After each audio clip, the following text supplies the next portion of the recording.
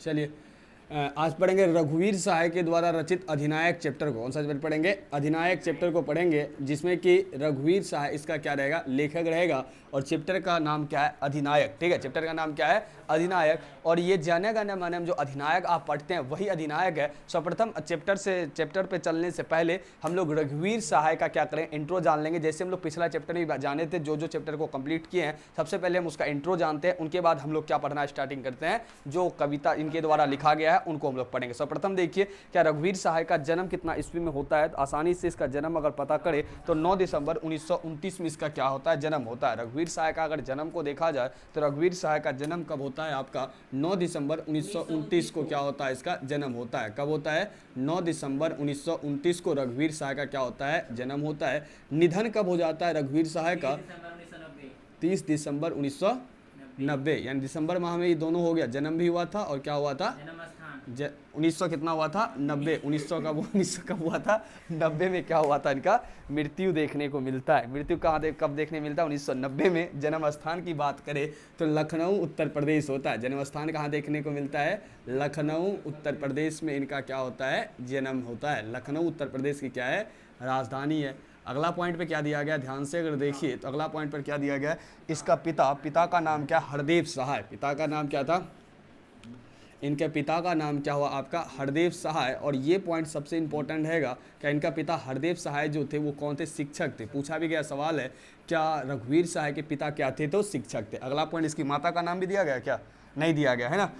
शिक्षा का ना, शिक्षा में बात करें तो ये इंपॉर्टेंट रहेगा। शिक्षा ये किस सब्जेक्ट से किया था? याद रखिएगा, शिक्षा के अंतर्गत ये सवाल इंपॉर्टेंट, शायद एक बार पूछा गया सवाल है कि एमए यानी मास्टरी किस सब्जेक्ट से किया था? इनके द्वारा अंग्रेजी से क्या किया था? मास्टरी किया था। कौन? रघुवीर सहाय। आगे की चर्चा करें, लखनऊ विश्वविद्यालय से पढ़ा था। इसका जो इंटरेस्ट है वो संगीत सुनने में था और फिल्म देखने में था। ठीक है, हम लोगों के बात ही था, गाना वाना सुनता था, फिल्म देखता था, लेकिन हम लोगों से काफ़ी अलग था। ठीक है, गतिविधि की बात करें, अपनी समकालीन कविता के वाचन के लिए कौमुदी नामक कविता केंद्र की स्थापना किया था। ध्यान से देखिए क्या अपनी कविता के संचालन के लिए क्या किया था? वो पॉइंट आपके बहुत इंपॉर्टेंट रहेगा।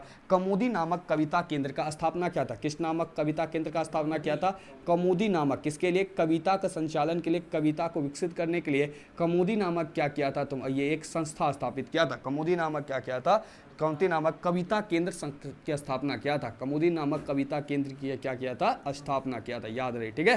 कविता केंद्र की क्या किया था? स्थापना किया था। कौन किया था? आपका रघुवीर सहाय। कौन किया था? रघुवीर सहाय। कौन सा संस्था था? कौमुदी नामक। कौन सा संस्था था? कौमुदी नामक कविता केंद्र स्थापना किया गया था। इसको सम्मान जो मिला था, लोग भूल गए हैं के लिए साहित्य अकादमी पुरस्कार। अगर बात करें तो इनको साहित्य अकादमी पुरस्कार मिला था। एक कीर्ति थी, इसका सबसे फेमस कीर्ति थी लोग भूल गए हैं। क्या कीर्ति थी? क्या नाम था? लोग भूल गए हैं। बहुत इंपॉर्टेंट सवाल रहेगा, क्या लोग भूल गए हैं? क्या सवाल है? लोग भूल गए हैं। तो इन पर कौन से पुरस्कार मिला था? सम्मान में याद रखिएगा कि लोग भूल गए हैं पर इनको सम्मान मिला था साहित्य अकादमी पुरस्कार। कौन सा पुरस्कार मिला था? साहित्य अकादमी पुरस्कार मिला था। किस कीर्ति पर मिला था? लोग भूल गए हैं पर। किस पर मिला था? लोग भूल गए हैं पर। कौन सा पुरस्कार मिला था? साहित्य अकादमी का पुरस्कार मिला था। आगे अगर देखा जाए तो वीरती की बात की, अपने जीवन में अपना जीवन चलाने के लिए क्या क्या किया था?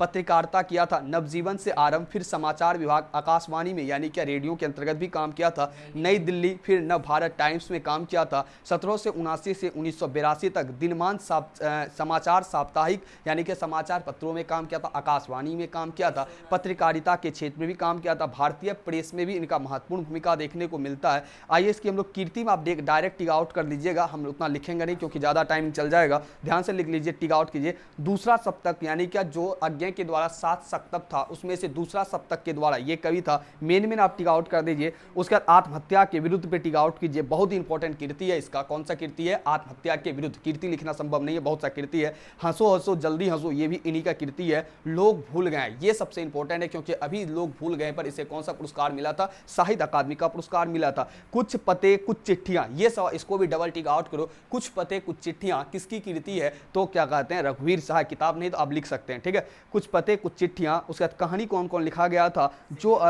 सीढ़ियों पर धूप, रास्ता इधर से है, जो आदमी हम बना, तीनों को टिक आउट कर लीजिएगा, ठीक है। इसके बाद सीढ़ियों पर धूप में दिल्ली मेरा प्रदेश निबंध भी लिखा था।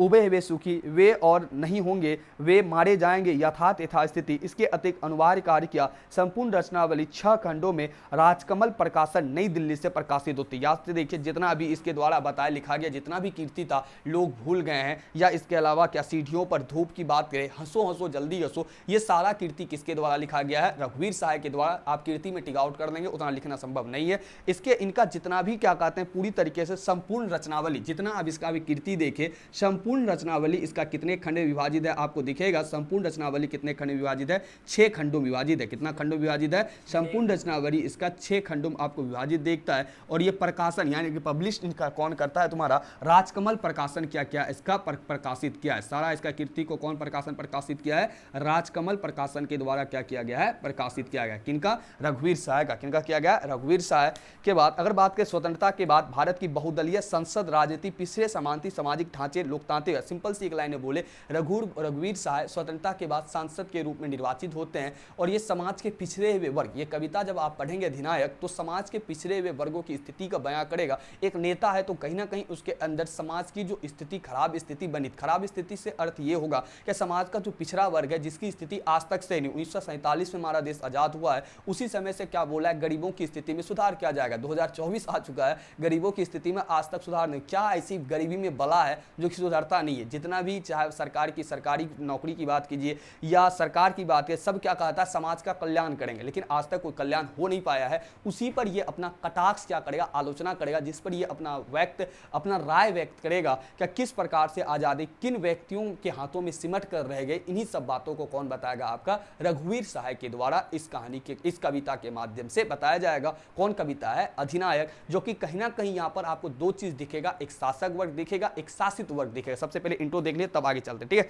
इसके अलावा रघुवीर सहाय 6ठे दशक प्रारंभ कवि देखा जाता है, दूसरे सप्तक के एक कवि के रूप में सामने आता है। ये सवाल इंपॉर्टेंट रहेगा कि रघुवीर सहाय दूसरे सप्तक के कवि थे। 7 सप्तक आपको देखने में मिलता, सप्तक जिसमें 7 कवियों के द्वारा रचना किया गया था। महत्वपूर्ण कवि उसमें कौन था, अज्ञे जी था। उसमें से दूसरा सप्तक के रचनाकार कौन है, आपके क्या कहते हैं, रघुवीर सहाय जी। इसके अलावा कुछ टिक आउट करने का पॉइंट तो नहीं है। इसके अलावा देखा जाए तो रघुवीर सहाय कविता अपने कथित उलझकर, उतना पॉइंट को मत पढ़िए, हम आपको शॉर्ट में पढ़ा देते हैं। यहाँ प्रस्तुत कविता उनके संग्रह आत्महत्या के विरुद्ध से ले गई। अब ये सवाल काफी इंपॉर्टेंट हो जाएगा, क्या यहाँ पर जो उसका कौन सा कविता लिया गया है, अधिनायक, कौन सा कविता है, अधिनायक है, वो उसके कौन सी कीर्ति से लिया गया है। तो आप याद रखेंगे, अधिनायक कविता जो लिया गया है वो कौन सी कीर्ति से लिया गया है, आत्महत्या के विरुद्ध से लिया गया। किससे लिया गया है, आत्महत्या का विरुद्ध इसका क्या है, एक कविता है। आत्महत्या के विरुद्ध क्या है, आत्महत्या के विरुद्ध इसकी क्या एक कीर्ति है। उसी से किसको लिया गया, आपका अधिनायक को। याद रखिए, बहुत इंपॉर्टेंट सवाल है कि अधिनायक को कहां से लिया गया, किस कीर्ति से लिया गया है, तो आत्महत्या के विरुद्ध से। किससे लिया गया है, आत्महत्या के विरुद्ध से लिया गया। और याद रखिएगा, एक व्यंग कविता है। ये कैसी कविता है, व्यंग कविता है, जो समाज में क्या करेगा, क्या ये शासक वर्ग पर अपना व्यंग स्थापित करेगा। यानी व्यंग का मतलब होता है जिस प्रकार का समझ सकते हो, एक प्रकार का आलोचना, क्या समझ सकते हो, आलोचना समझ सकते हो। आलोचना का मतलब क्या होता है, कमियां ढूंढना। आलोचना का अर्थ क्या होता है, कमियां ढूंढना। आलोचना हर एक व्यक्ति का किया जाता है, लेकिन यहां पर भारतीय समाज में तुमको क्या कहते हैं, शासक वर्ग का आलोचना किया जाएगा। इस चैप्टर के माध्यम से आपको पूछा जाए कि अधिनायक कैसी कविता है, तो व्यंग कविता है। कैसी कविता है, व्यंग कविता है। कहां से लिया गया है, आत्महत्या के विरुद्ध से। कहां से लिया गया है, आत्महत्या के विरुद्ध से लिया गया। आगे देखिए क्या कहता है, ऐसी व्यंग कविता जिसमें हास नहीं है, इसमें हास नहीं है, ठीक है। हास का मतलब हंसी नहीं है, हंसी का हास का मतलब क्या है, हंसी नहीं है। इसमें क्या, आजादी के सत्ताधारी वर्ग के प्रति रोषपूर्ण तिक्त कटाक्ष है। राष्ट्रीय गान में निहित अधिनायक शब्द को लेकर व्यंगात्मक कटाक्ष है। यहाँ पर जो एक वर्ड को देख रहा है तुम, अधिनायक वर्ड को देख रहा है, ये जन गण राष्ट्रीय गान को सुना होगा, उसमें कहा था जन गण मन अधिनायक। अधि का मतलब क्या हो गया, व्यक्ति, और नायक, और व्यक्ति का नायक, व्यक्ति का नायक। यहाँ पर कवि पूछ रहा है आखिर व्यक्ति का नायक कौन, जन गण मन अधिनायक, अधिनायक, व्यक्ति का नायक, आखिर व्यक्ति का नायक कौन। आपको 2 पॉइंट में इसको समझो ध्यान से। इसमें जो है यहाँ पर आपको 2 ही वर्ग बताया जाएगा। एक कहेगा शासक वर्ग, शासक वर्ग कहने का अर्थ है जो हम लोग पर क्या करता है, शासन करता है। क्या करता है, शासन करता है। और दूसरा पॉइंट पर क्या है, शासित वर्ग। क्या है, शासित वर्ग, जो हम लोग हैं, जो कि हम लोग पर ये क्या करता है, शासन करता है। क्या समझे, शासक वर्ग जो मजबूत स्थिति में, और हम लोग शासित हैं, क्या करता है, हम लोगों पर शासन करता है। और यहीं पर एक वर्ड को यूज करता है सबसे ज्यादा अधिनायक, आखिर जनता का नायक कौन है। आखिर आज़ादी के बाद ये शासित वर्ग की स्थिति में कोई सुधार नहीं होता है, लेकिन शासक वर्ग हर एक दिन क्या होता जा रहा है, मजबूत हो जा रहा है। इसी पर ये क्या करेगा, अपना पूरी तरीके से रोष और गुस्सा को क्या करेगा, प्रकट करेगा। कविता और व्यंग के माध्यम से क्या कर रहा है, प्रकट कर रहा है। और मेन शब्द किसको ले रहा है बीच में, अधिनायक। आखिर जनता का नायक, इंग्लिश में बोले जनता का हीरो कौन हो जाएगा, आखिर जनता का हीरो है कौन। आजादी के बाद इतना साल बीत चुका है, शासक वर्ग की स्थिति तो मजबूत हुई, लेकिन शासित वर्ग, आम जनता, गरीब जनता की स्थिति क्या रही, उन्हीं पर यह क्या करेगा, कटाक्ष अपना क्या करेगा, प्रस्तुत करेगा। आगे देखिए क्या कहता है, कविता में एक वर्ड आएगा हरचरना। हरचरना इसी आदमी का प्रतिनिधि है। वह स्कूल में जाने वाला बदहाल गरीब लड़का जो अपने आर्थिक सामाजिक हालात के विपरीत औपचारिकता व सरकारी स्कूल में पढ़ने जाता है, जिसमें लोग राष्ट्रीय त्यौहार के दिन झंडा फहराए के जल से वो फटा सुथन्ना पहने वही राष्ट्रगान दोहराता है। लोकतांत्रिक व्यवस्था में न जाने अधिनायक का गुणगान किया जाता है। सत्ताधारी वर्ग जनतांत्रिक संविधान की चलती इस व्यवस्था को राशि ठाट बाट भड़कीले रौब दौब के साथ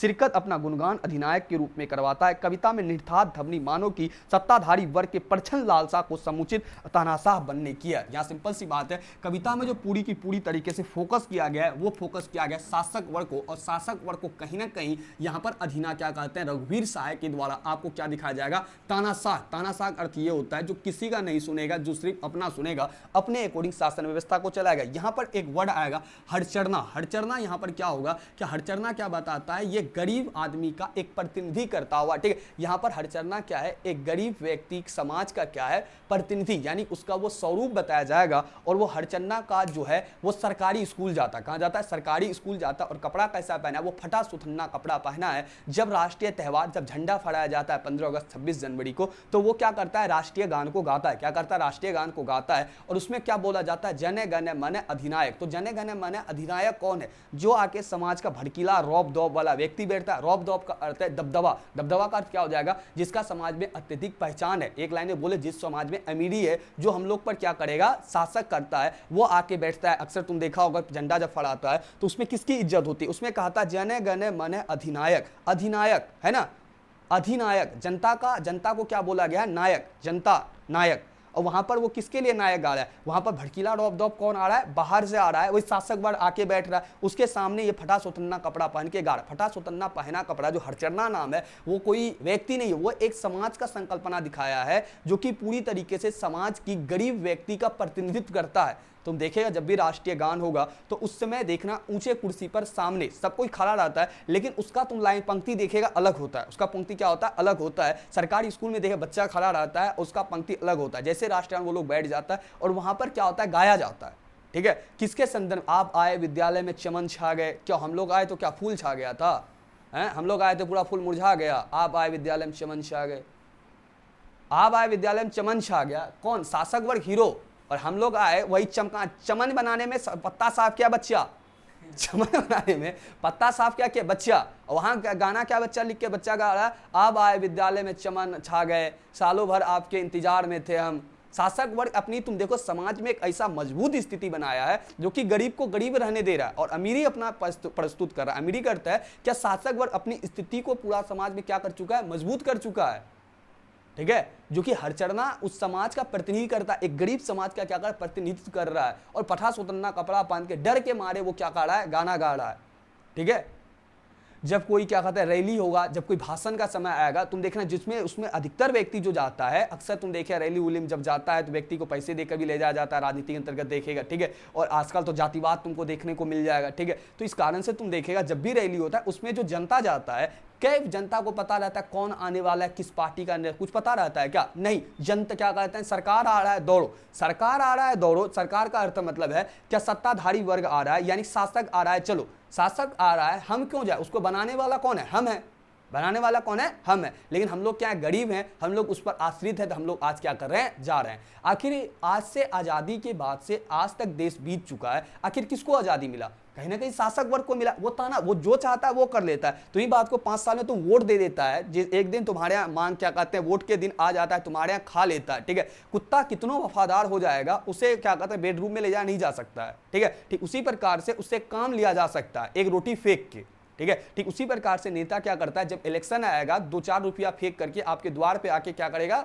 वोट लेकर चला जाए, उसके 5 साल के बाद उसके दहलीज पर भी आपको जाने का मौका नहीं मिलेगा। सब नेता नहीं हो सकता, 95% नेता की बात करते हैं। अगर सब नेता बढ़िया था तो क्या कहते हैं 1947 से लेकर आज 2024 है, सबका मेन मोटिव क्या होता था? गरीबी खत्म करना, बेरोजगारी खत्म करना। आज तक खत्म हो पाया है क्या? नहीं खत्म हुआ है। और ये चैप्टर वही बताने का प्रयास कर रहा है रघुवीर साहब, क्या आज से तब से लेकर आज तक सत्ताधारी वर्ग किस प्रकार से जकड़ा हुआ है, क्या हम लोग का कोई स्थिति में सुधार ही नहीं होता है? और सब क्या बोलता है आने के साथ, क्या हम क्या करेंगे? आपका स्थिति मजबूत करेंगे। ठीक है भाइयों और बहनों, हम आएंगे तो आपकी स्थिति मजबूत करेंगे। आपके रोड पर क्या चलेगा? रबड़ बिछा देंगे। आप गुदक के एक बार में जाओगे, दूसरी बार आ जाओगे। आपके रोड पे लाइट नहीं, एकदम आर्टिफिशियल आपके यहाँ सूर्य लगाएंगे, रात दिन एक समान। अब जब चाहो जो कर सकते हो, पैसा छापने की मशीन बैठा दे, इस प्रकार से उसका वादा चलता है। ठीक है, लेकिन ऐसा कुछ होता नहीं। वो अपना क्या देता है? वादा देता है, लेकिन ऐसा कुछ होता थोड़ी है। ठीक है, लेकिन वही बात रघुवीर साहब कह रहा है, क्या पूरी तरीके से देखा जाए, रघुवीर साहब अपना बयान रख रहा है, क्या तभी से लेकर आज तक स्थिति चला लेकिन कोई सुधार नहीं है। चलिए चैप्टर पे चलेंगे तो वहां देखेंगे अधिनायक आप समझ गया कि आखिर यहाँ हीरो है कौन, और इसमें एक कौन दिखाया जाएगा? हरचरना, जो कि गरीब व्यक्ति का प्रतिनिधित्व करेगा। जो क्या करेगा? गरीब व्यक्ति का क्या करेगा? प्रतिनिधित्व करेगा, और पूरे समाज की स्थिति को वो प्रतिनिधित्व करेगा। आइए एक बार शॉर्ट में देखते हैं, उसका चैप्टर पे चलते हैं। ठीक है, जन्म रघुवीर साहब के द्वारा लिखा गया चैप्टर है। 9 दिसंबर 1929 को जन्म होता है, निधन 30 दिसंबर 1990 हो जाता है। जन्म स्थान लखनऊ उत्तर प्रदेश। इसके पिता का नाम हरदेव साहब, जो उसकी शिक्षक थे। शिक्षा MS अंग्रेजी किया था। कमोदी नामक कविता केंद्र की स्थापना लोग भूल गए हैं पर साहित्य अकादमी पुरस्कार। संपूर्ण रचनावली इसका 6 खंड में राजकमल प्रकाशन होता है। और आत्महत्या के विरुद्ध से अधिनायक चैप्टर को लिया गया। व्यंग कविता मूलतः चैप्टर में शासक और शासित वर्ग है। शासक वर्ग का जो स्थिति आज तक हमारे समाज में बना हुआ है, शासित वर्ग का किस प्रकार से वो अत्याचार है, उन्हीं के बारे में चैप्टर में अधिनायक नाम है। जो कि अधिनायक आखिर कौन है? आखिर हीरो यहाँ पर नायक है कौन? जनता का नायक है कौन? जनता का नायक वही है ना जो आके बैठ जाता है, पेट निकाल के खा रहा है ना? जबकि हम लोग हैं, खुद हैं, उसको बनाने वाला हम लोग हैं, लेकिन हम लोग अपने अधिकार को ना पहचान। और इसमें हरचरना पूरे गरीब समाज का क्या करेगा? प्रतिनिधित्व करेगा। चैप्टर में जाने से पहले अब इसका एक बार स्क्रीनशॉट लीजिए, उसके बाद हम लोग चैप्टर को पढ़ना प्रारंभ करते हैं। ठीक है,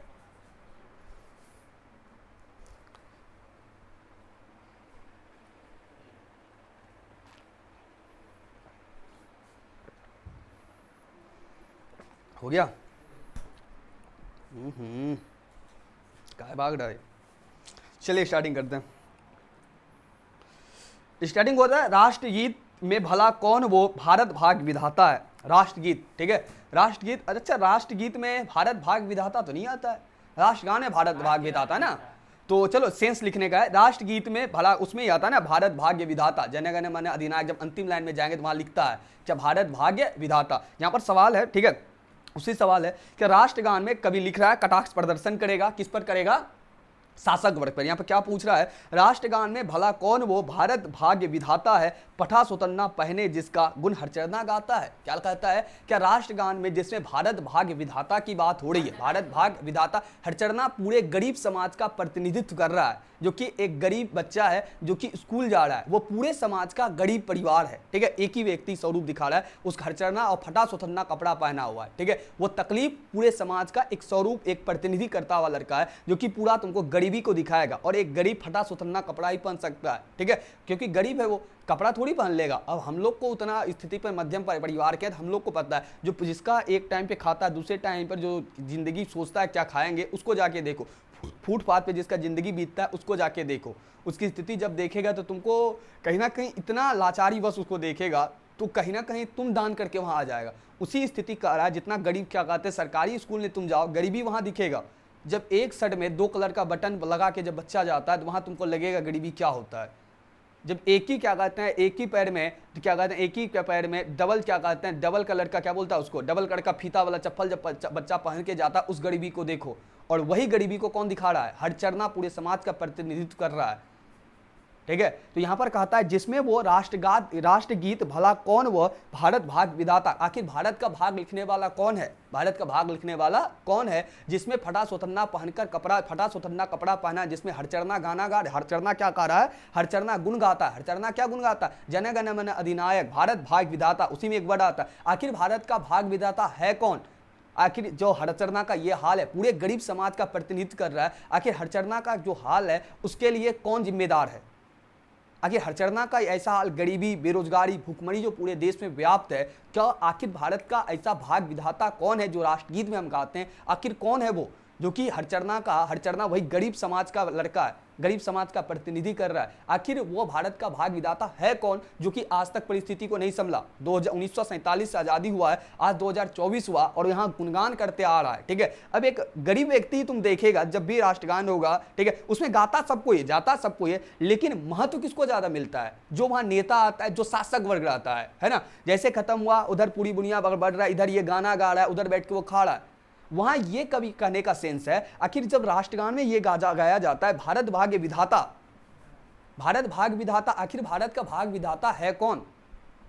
ठीक है, जिसमें कि वहां पर आखिर वही भाग विधाता है जिसका गुण कौन गा रहा है? हरचरना। और हरचरना कैसा कपड़ा पहना है? फटा सुथन्ना कपड़ा पहना है। दूसरा पैराग्राफ में लिखता है मखमल टमटम बल्लम तुरही। ध्यान से देखो, मखमल टमटम बल्लम तुरही। बल्लम का मतलब होता है भाला, बर्छी की तरह होता है। मखमल टमटम बल्लम तुरही, पगड़ी छत्र चवर के साथ तोप छुराकर ढोल बजाकर जय जय कौन कराता है। ये कभी उस समय कविता लिख रहा है जब उस समय शासक वर्ग आता था तो मखमल, बैठने के लिए राजा मखमल आता था। टमटम, जिसपे राजा क्या होता है? रथ के समान होता था, जिस पर राजा बैठ के आता था। बल्लम तुरही, बल्लम होता था बगल में, क्या होता था? जो राजा यानी शासक वर्ग का जो होता था उसके बगल में क्या होता था? वो भाला लेकर खड़ा होता था। तुरही उसी प्रकार से होता था, जिस क्या कहते हैं उसके बगल में जो लेकर क्या रहा था। तुरही का मतलब होता है युद्ध की घोष करने वाला एक वाद्य यंत्र। राजा का उस समय जो समय होता था वो ऐसे करके बजाने वाला होता था, चवट ढोल उसको बोलता है। ऐसे बजाया जाता था जिससे क्या होता है? युद्ध की घोषणा किया जाता था। युद्ध की क्या किया जाता था? घोषणा किया जाता, उसको तुरही बोलते हैं। और बल्लम जो कि राजा बगल में लेकर खड़ा होता है, और मखमल जिस पे राजा बैठेगा, और टमटम जिस पर रथ पर चढ़ के आता था।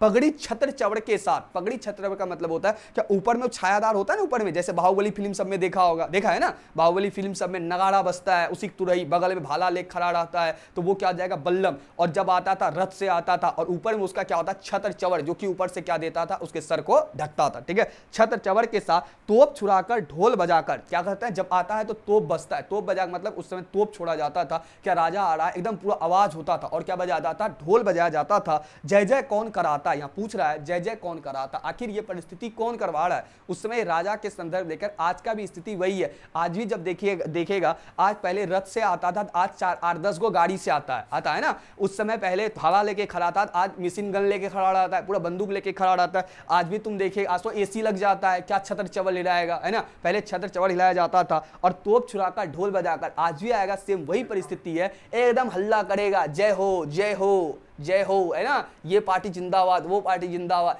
अब तुम जिंदाबाद कर रहा है, गुणगान कर रहा है, जय जय आखिर कौन करा रहा है? जय जय, तुम बताओ, ये जय जय कौन करा रहा है? शासक वर्ग करा रहा है। और शासक वर्ग कहीं ना कहीं तानाशाह है, वो जो चाह रहा है वो करा रहा है, वो जो चाह रहा है वो करा है। लेकिन आजकल जनता शिक्षित हो रहा है, ये परिस्थिति आजकल जनता क्या कर रहा है? कम कर रहा है। तुम कहीं ना कहीं कितनों भारत शिक्षित हो जाएगा, जब तक धर्म के आधार पर भारत में राजनीति हो रहा है तब तक यहाँ पर कुछ होने वाला नहीं है। यहाँ किसी एक हम लोग पार्टी का व्याख्या नहीं करें, हम लोग रघुवीर साय के अकॉर्डिंग देख रहे हैं कि जिस प्रकार से बल्लम तुरही लेकर पहले समाज में राजा आता था और उसका जय जय कराता था, आज भी तुम्हारे समाज में देखेगा वही भारत का भाग लिखने वाला। भारत का भाग कौन लिखेगा? जो हम लोग चुन करके जिसे हम भेजेंगे सरकार में, वही हमारी स्थिति को मजबूत करेगा, है ना। तो आज भी वही स्थिति है कि वो जब भी आता है तो वही क्या होता है? एकदम पूरा क्या होता है? हल्ला होता है, तोप छुड़ा। आज तो तोप पुराना जमाना हो गया, तोप तो आजकल नहीं छूटता है, एकदम फटाका फोड़ा जाता है ना, और पूरा हल्ला होता है, डीजे बजता है, पूरा एकदम करता है। जबकि वो शासक वर्ग विकास का कोई बातें नहीं है, जय जय कराता है। आखिर जय जय कराने वाला कौन है? कभी वही कौन है? यहाँ शासक वर्ग है। जय जय कराने कौन है? शासक वर्ग है। और तुम देखो क्या, जब भी कुछ घटना होगा तो उसमें पूरा एकदम व्यक्ति पहुंच जाएगा। एसी लगा हुआ पंडाल तैयार हो जाता है, पंखा लगा तैयार हो जाता है, अब पूरा एकदम उसका पूरा क्या तैयारी हो जाता है। जिसको विकास करने का मिला है वो अपना जय जय करवा रहा है। तुम विकास देखेगा, जय जय किसका होना चाहिए? मूलतः लोकतंत्र में जय जय किसका? जनता का होना चाहिए, सरकार का होना चाहिए, जनता का होना चाहिए। तुम देखो जनता बेवकूफ क्यों है? क्योंकि जनता पढ़ी लिखी नहीं है, शिक्षित नहीं है। अब कोई शिक्षित व्यक्ति को तुम लोग को बोल देगा चलो भाई तुम रैली में नारा लगाना, तुम लगाएगा? हम लोग सोचते हैं हम ही को प्रधानमंत्री बना दे, बढ़िया है, मेरा नारा लगाए तो बढ़िया है। यही सोच हम लोग का खराब है ना, क्योंकि इसमें जनता का नारा लगना चाहिए। ठीक है, अब नाम का जनता का नारा लगा दिया जाता, लेकिन जय जय जो आता है उसी का होता है, शासक वर्ग का ही होता है। क्या शासक वर्ग का जय जय हो रहा है? क्या लोकतंत्र बचा? नहीं बचा। वहां पर जय जय हमेशा जनता को होना चाहिए, जनता का क्या होना चाहिए, विकास होना चाहिए। आगे क्या लिखता है, पूरब पश्चिम से आते नंगे बूचे नरकंकाल, सिंहासन पर बैठा उनके तमगे। तमगे कौन लगा, तमगे का मतलब होता है मेडल। अब देखा जब भी कोई आता है तो पूरा पश्चिम यानी चारों दिशाओं से नंगे बूचे नरकंकाल। अब गरीब जनता होता है, गरीब जनता ऐसा मोटा होता है क्या, नहीं होता है ना, उसका शरीर पूरा बैठा हुआ रहता है, कुपोषण का शिकार रहता है, उसको क्या कहा है, नंगे बूचे नरकंकाल। और सिंहासन पर बैठा उनके तमगे कौन लगाता है, और उनको तमगा पहनाने वाला कौन। तमगा का मतलब होता है कि पूर्व पश्चिम से जो आता है उनको एक क्या कहते हैं, प्रोत्साहित करने के लिए उनको क्या पहनाया जाता है, मेडल पहनाया जाता है। सिंहासन पर बैठा व्यक्ति, सिंहासन बैठा व्यक्ति कौन है, राजा। शासन बैठा कौन है, राजा है। और उनको कौन लगा, क्या लगाया जाता है, तमगे लगाया जाता है। और चारों साइड से कौन आता है, नंगा बूचा नरकंकाल। वो गरीबी परिस्थिति को दिखा रहा है, इससे चारों साइड से व्यक्ति आता है और गरीबी से आता है। सिंहासन पर बैठा उनके तमगे कौन लगाता है, और सिंहासन में बैठा है और उनको क्या लगाया जाता है, तमगे, यानी उसको मेडल पहनाया जाता है। आज भी तुम देखेगा जब कोई आता है तो उसको क्या क्या कहते हैं, जब कोई क्या कहते हैं, जब भी क्षेत्र में कोई रैली उली होगा तुम देखना उसमें जब आता है क्या कहते हैं, कोई भी सरकार आती है, कोई भी पार्टी आती है तो उसको क्या किया जाएगा, बड़ा सा एक फूल का माला पहनाया जाता है। देखा है ना, शॉल देकर उसको सम्मानित किया जाता है, दिया जाता है। पहले भी हुआ करता था। यहाँ पूछ रहा है कि आखिर जो गरीब जनता आया, नंगा बूचा नरकंकाल आया, उसको सम्मानित किया जाएगा क्या। सिंहासन पर बैठा व्यक्ति खुद क्या कर रहा है, अपना तमगा लगा रहा है। सिंहासन बैठा व्यक्ति खुद क्या कर अपना तमगा लगा रहा है। जबकि क्या गाया था, जन गण मन अधिनायक जय हे, अधिनायक जय हे। और यहां जय हे किसका हो रहा है, शासक वर्ग का। यही बात को कवि दिखा रहा है कि तुम देखो, कहना कि इसमें हंसी है लेकिन हंस तो नहीं सकता है, क्योंकि व्यंग है, समाज की सच्चाई है। आगे अंतिम पॉइंट लिखता है, कौन कौन है वो जन गण मन अधिनायक। जन व्यक्ति, गण क्या मतलब, जो कि इसका मूलता होगा मन, यानी जन गण मन, जन गण मन, अधिनायक व महाबली। आखिर जन गण मन, हम लोग का जन का, व्यक्तियों का, मन का, गण का, अधिनायक कौन है, इन सभी का हीरो कौन है, वह महाबली डरा हुआ बेमन जिसका बाजा रोज बजाता है। लेकिन हम लोग का मन नहीं है उसका गाने का, लेकिन हमारा मन क्या है, डरा हुआ है। हम तब पर भी शासक वर्ग का क्या बजाते हैं, बाजा बजाते हैं। हम लोग जानते भी हैं कि सरकार गलती कर रही है, चाहे शासक वर्ग गलती करिए, हम कुछ बोल नहीं सकते हैं, क्योंकि बोलेगा तो कहीं ना कहीं तो मारा जाएगा, क्योंकि उसकी स्थिति समाज में मजबूत है। क्या हम लोग बाजा अपने मन से बजाते हैं, बेमन से बजाते हैं, तो हम लोग बेमन से बजाते हैं। बाजा बजाने का अर्थ है गुणगान हम लोग मन से नहीं करते, बेमन से करते हैं, यानी हम लोग का मन नहीं है, लेकिन तब पर भी करना पड़ता है, क्योंकि वो समाज में उसकी स्थिति मजबूत है, शासक वर्ग की स्थिति क्या है, मजबूत है। इसलिए हम लोग का मन ना होते हुए भी क्या बजाना पड़ता है, बाजा बजाना पड़ता है। सवाल पूछेगा कि अधिनायक चैप्टर में हरचरना कौन था, गरीब समाज का प्रतिनिधित्व करता हुआ एक बच्चा है ना, जो कि कौन सा स्कूल जाता है, सरकारी स्कूल। इस चैप्टर एक व्यंग कविता जिसमें पूरी तरीके से ये बताने का प्रयास किया गया है कि शासक वर्ग का हमारे समाज में आज तक स्थिति क्या है। शासक वर्ग तब से लेकर आज तक शासन किया, चाहे किसी भी हम लोग सरकार की बात करें, क्या गरीबी खत्म कर पाया। हाँ, किसी में ज्यादा हुआ, किसी में कम हुआ, लेकिन गरीबी आज तक खत्म नहीं हो पाया है। परिस्थिति में कोई सुधार में देखने को ज्यादा देखने को नहीं मिलता है, जिस कारण से यहाँ पर कटाक्ष प्रदर्शन करते लिखता आखिर अधिनायक वो महाबली है कौन, जो कि पूरी तरीके से उसकी स्थिति आज समाज में मजबूत है, आम जनता की कोई स्थिति में देखने को नहीं मिलता है। ये बात किनके द्वारा कहा जा रहा है, रघुवीर सहाय अपने कविते अधिनायक के माध्यम से कहा। यहीं पर चैप्टर समाप्त होता है। मिलते हैं नेक्स्ट वीडियो में।